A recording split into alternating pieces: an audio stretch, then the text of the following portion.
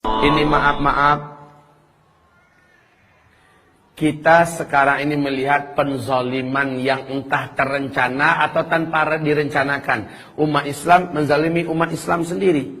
Kenapa? Yang ini dia mempunyai ciri khas pakaian, mempunyai ciri khas amalan yang lengkap dalilnya, jelas kitabnya, panduannya, bahkan Imam Syafi'i juga mengajarkan demikian.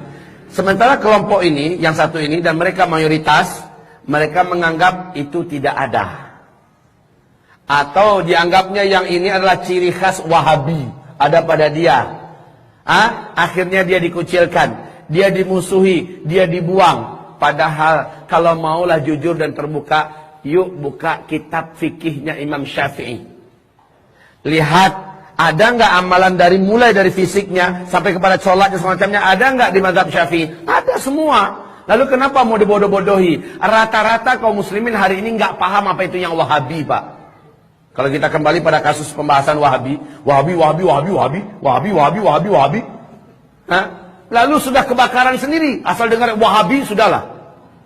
Asal dengar istilah Wahabi seolah itu kayak sekte Syiah begitu loh. Saya juga benci dengan Wahabi. Tapi Wahabi yang pernah saya uraikan dalam khutbah, mungkin sudah menyebar beberapa ceramah saya pada tangan Bapak Ibu semua ya. Wahabi yang hadir di Afrika, yaitu adalah Abdul Wahab bin Abdurrahman Al-Afriqi, yang digelari dengan Al-Wahabi, ya, gelar ajarannya. Dia inilah yang mengkafirkan semua kelompok di luar dia, menyesatkan semua kelompok di luar dia, menghalalkan darah dan harta semua kelompok di luar dia. Sementara Syekh Muhammad bin Abdul Wahab yang ada di Arab Saudi, yang menjelaskan dan mencerahkan pemahaman umat, dinobatkan oleh para ulama Ahlus Sunnah wal Jamaah, dia adalah mujaddid abad itu. Dan ini abad ke-18 kaum muslimin. Beliau bukan yang pantas disematkan gelar Wahabi itu kepada beliau. Saat saya duduk-duduk dengan Syekh Tengku Zulkarnain, sekretarisnya, sekjennya MUI, beliau menjelaskan banyak amalan-amalan yang dijelaskan oleh para ulama-ulama, bahkan oleh Syekh Muhammad bin Abdul Wahab itu sendiri. Amalan itu diamalkan oleh saudara kita yang ada di NU. Setidak-tidaknya beliau merekomendasikan, tidak masalah. Lalu yang disandarkan dan disematkan oleh kelompok-kelompok Syiah untuk membentur-bentur NU dengan Muhammadiyah, NU dengan Salafi dan sebagainya, dengan alasan Wahabi, penyematan yang salah. Bukan Syekh Muhammad bin Abdul Wahab, tapi Abdul Wahab bin Abdurrahman Al-Afriqi. Paham sekarang Bapak Ibu? Cuman dia menyematkannya seolah itu Arab Saudi orangnya. Ulama Arab Saudi itu Wahabi semua. Kalau begitu Wahabi gimana memang? Kafir? Halal darahnya? Ngapain datang ke situ, ke Mekah, ke Madinah? Kalau memang iya. Ngapain pergi haji ke sana kaum muslimin? Kenapa Allah mengamanahkan Mekah di situ, Madinah di situ, yang Nabi mendoakan sampai akhir zaman, negerinya, penduduknya? Masa iya menjadi manusia yang sesat?